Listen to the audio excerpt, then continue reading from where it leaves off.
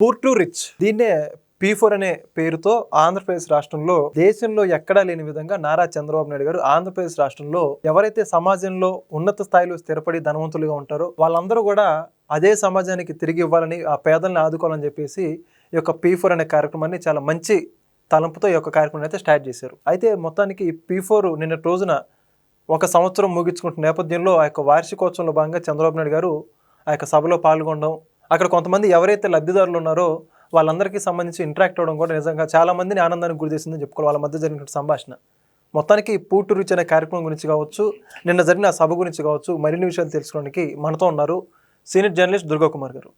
Sir నమస్కారం అండి. నమస్తే వెంకట్, మన వీక్షకులు కూడా. సార్ నిజంగా చంద్రబాబు నాయుడు గారి మెదడులో నుంచి ఎన్నో ఆలోచనలు పుట్టుకొచ్చాయి, ఎన్నో వినూత్నమైనవి. స్వచ్ఛాంధ్ర కావచ్చు, అదేవిధంగా ఫైబర్ నెట్ కావచ్చు, ఇలా ఎన్నో ఉన్నాయి. కానీ వాటిల్లో ఒకటి చెప్పుకోదగ్గది ఏంటంటే పూర్ టు రిచ్, అంటే పేదల్ని ధనికులుగా చేసిన ప్రోగ్రామ్ ఏదైతే ఉందో ఈ కార్యక్రమం కావచ్చు, అది నేటి రోజున సంవత్సర కాలం అంటే ఒక వార్షికోత్సవంలో భాగంగా చంద్రబాబు నాయుడు గారితో కొంతమంది మారుమూల ప్రాంత విలేజెస్ వచ్చి వాళ్ళు ఏదైతే లబ్ధి పొందారో ఆయనతో నేరుగా మాట్లాడుతున్న పరిస్థితి ఒక ముఖ్యమంత్రితో. మొదట్లో ఇదే పూర్ టు రిచ్ని చాలా మంది అవహేళన చేసి మాట్లాడారు. కట్ చేస్తే ఈ 1 yearలో ఏ విధంగా మార్పులు చెందాయో వీటన్నిటి గురించి మీ మాటలే ఉంటారు. ఇది చాలా సింపుల్ కాన్సెప్ట్ వెంకట్. ఇది P4 అని ఇంగ్లీష్లో పెట్టే ప్రోగ్రామ్. కానీ అసలు ఏంటంటే ఎవరైతే జీవితంలో స్థిరపడ్డ కుటుంబాలు ఉంటాయో, స్థిమితంగా ఉన్న కుటుంబాలు ఉంటాయో, అవసరమైన ఆర్థిక స్థిమిత ఉన్న కుటుంబాలు, అవసరమైన వాళ్ళని పూర్తిగా అంటే భేద పరిస్థితుల్లో ఉన్న వాళ్ళని దగ్గరికి తీసి వాళ్ళ అవసరాలు వీళ్ళ శక్తి మేరకు తీర్చగలరు. అంటే ఒక సోదర భావంతో. ఇప్పుడు అన్నదమ్ముల్లో కూడా ఒకడు ధనవంతుడు ఉన్నాడు అనుకోండి, అన్నదమ్ముల్లో ఎవరన్నా కొంచెం వెనకబడి ఉంటే ఆ పిల్లలకి సహాయం ఇస్తారు, వాళ్ళ చదువులప్పుడు, పెళ్ళిళ్ళప్పుడు, పెంపకంలోనో ఏదో ఒక సందర్భంలో. ఇది కూడా అలాంటిదే. ఇదేమి పెద్ద ఫారిన్ నుంచి తెచ్చిన ప్రోగ్రామ్ ఏం కాదు. కానీ దాన్ని వ్యంగ్యంగా మాట్లాడటం ఎవరైనా చేయగలరు. ఇప్పుడు జగన్మోహన్ రెడ్డి గారు అన్నాడు, ఎవడన్నా డబ్బున్నాడు పేదాళ్ళకి సహాయం చేస్తాడా అని. ఆయన సహాయం చేయకపోవచ్చు, కానీ అనేక మంది అలాంటి వాళ్ళు ఉన్నారు. ఇప్పుడు టీవీఎస్ కంపెనీ ఉంది, శ్రీనివాసన్ ఫౌండేషన్ అని, అంటే టీవీఎస్ దాని వ్యవస్థాపకుడి ఫౌండేషన్. అది గుండ్ల సముద్రం అనే ఒక ఊరిని వెంకటగిరి మండలంలో తిరుపతి జిల్లాలో చాలా అది ఎస్టీ కాలనీ. అక్కడ ఎంత 25 ఇళ్ళు ఉంటాయి అంతే. వాళ్ళకు కూడా అసలు సరైన రోడ్డు లేదు. ఆ గ్రామంలో కూడా మధ్యలోంచి వాగెళ్తుంటే ఇటు నుంచి అటు, అటు నుంచి ఇటు వెళ్ళటానికి కూడా లేదు. ఆ గ్రామాన్ని ఆ ట్రస్ట్ వాళ్ళు వచ్చి ఇదే ప్రోగ్రాం కింద దత్తత తీసుకుంటా అన్నారు.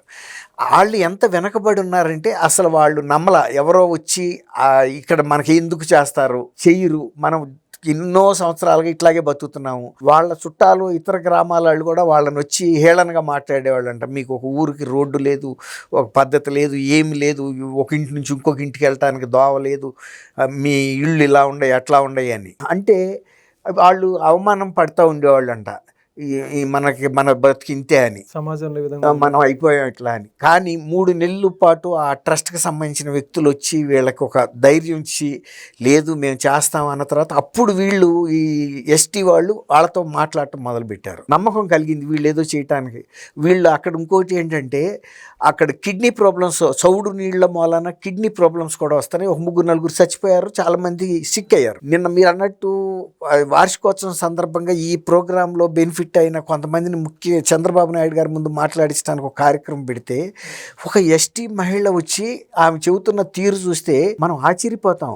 అది యాక్చువల్గా టీవీఎస్ కంపెనీ వాళ్ళు తీసుకున్నారు, శ్రీనివాసన్ ట్రస్ట్ అనే. కానీ ఆమె బళ్ళు తోలుతారు చూడండి అని చెప్పగలుగుతుంది, కానీ అది టీవీఎస్ అని కూడా ఆమెకు తెలీదు. అంటే పలకలేకపోతుంది, రాదు. ఏదో ఒక బళ్ళు నడిపే వాళ్ళ కంపెనీ వాళ్ళు వచ్చారు, ఇవన్నీ చేశారు. చేయటం మాత్రం మామూలుగా చేయలేదని చెబుతుంది. చాలా అద్భుతంగా చేశారు. ఇప్పుడు మేము మా చుట్టాలు లేకపోతే మా కులస్తులు ఇతర ప్రాంతాల్లో వాళ్ళకన్నా మా మిద్దెలు బాగుంటాయి, మా ఊరు బాగుంది, మేము ఇటు నుంచి అటు ఆ వంతిని పోసేశారు, అమ్మాయి వంతిని పోసారని చెబుతుంది. అంటే కాంక్రీట్ పోసి వంతిని వేశారు. తర్వాత చౌడు మూలన మా కిడ్నీలు ప్రాబ్లం వచ్చి 3-4 చచ్చిపోయారు.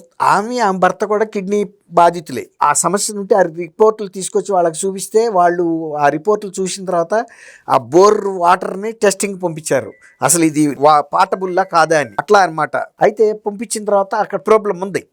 ఆ ప్రాబ్లం ఉంటే వాళ్ళు ఏం చేశారు, వాళ్ళు వాటర్ ప్లాంట్, ట్రీట్మెంట్ ప్లాంట్ కట్టారు. ఇవన్నీ అయిపోయినాయి. నిన్న ఆమె ఏం కోరుతుంది చంద్రబాబు గారిని, మీరు బాగా చేయించారు మా ఊరు, ఇంకా కోరిక ఉందయ్యా మా చేయాలంది. ఆయన కూడా చెప్పమ్మా నువ్వు ఏదన్నా కోరు చేసేస్తా అన్నాడు. ఆయన చాలా పెద్ద ఎక్స్పెక్టేషన్లో. అంటే ఈమె ఏం కోరుతుందని, ఆమె కోరింది రచ్చ అంటే ఏంటి, రచ్చబండ.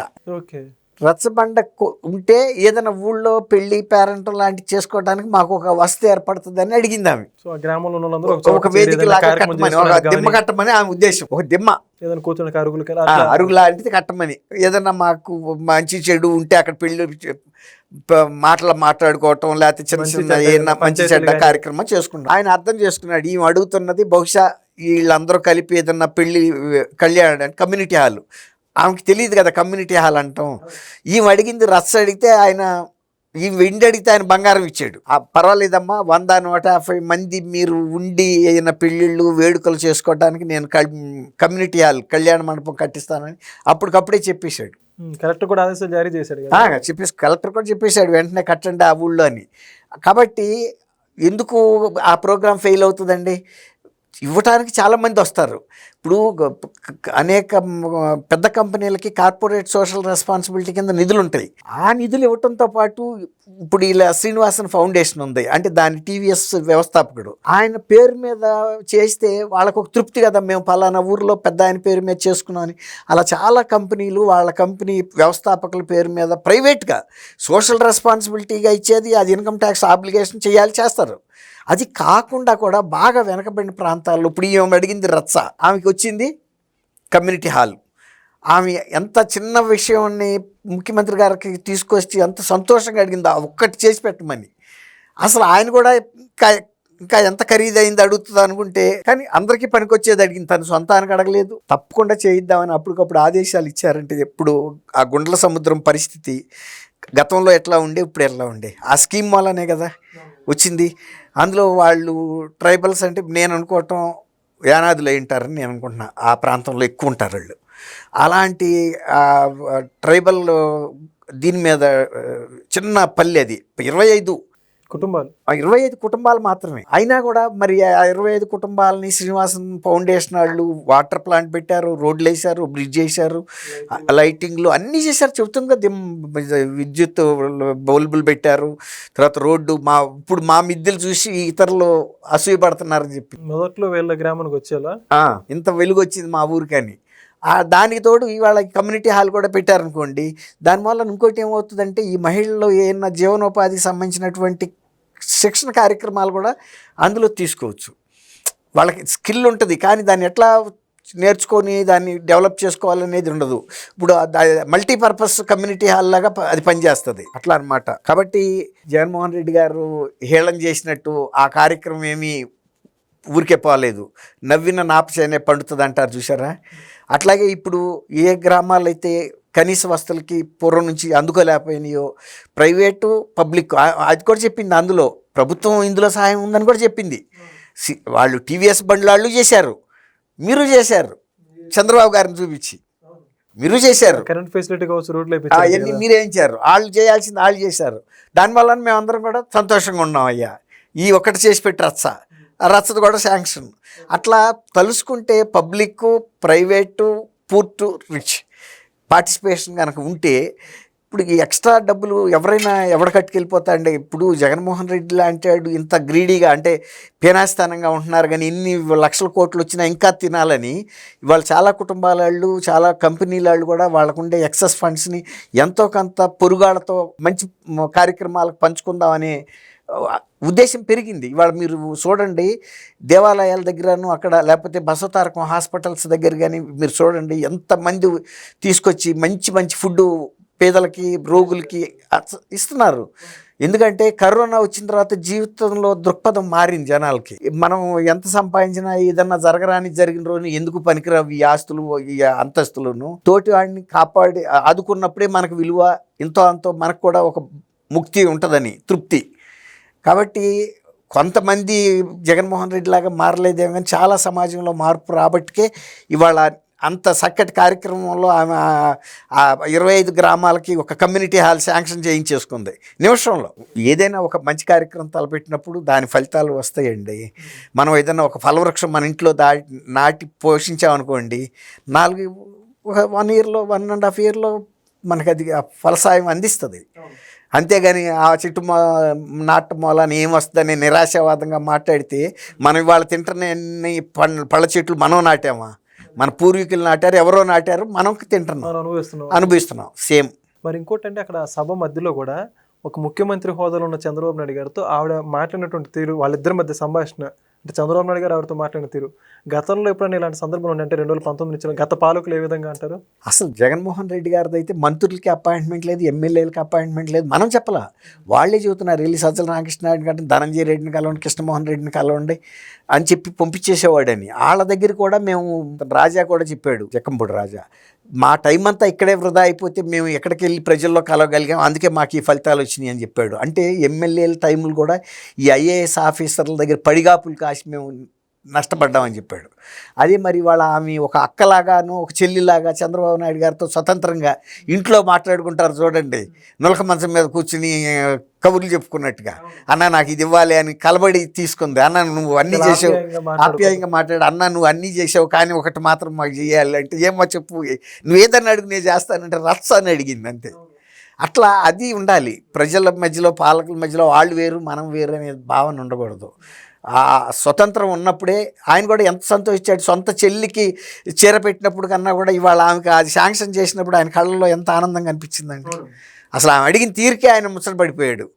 అది మానవ సంబంధాలు అనేది అట్లా ఉండాలి. అంతేగాని నేను ముఖ్యమంత్రిని, నా చుట్టూతా 1000 మంది పహారా కాయాలి, 20 అడుగుల కాంపౌండాలు ఉండాలి, దాని మీద కరెంటు పెట్టాలి, నేను వస్తుంటే రోప్ పార్టీలు ముందు పరిగెత్తాలి, తలుపులు మూసేయాలి, షాపులు మూసేయాలి, ఇవే చెట్లు కొట్టేయాలి, అది లేదు. ఇప్పుడు ఆయన ఎంత సెక్యూరిటీగానే ఏం లేదు, హాయిగా మాట్లాడింది.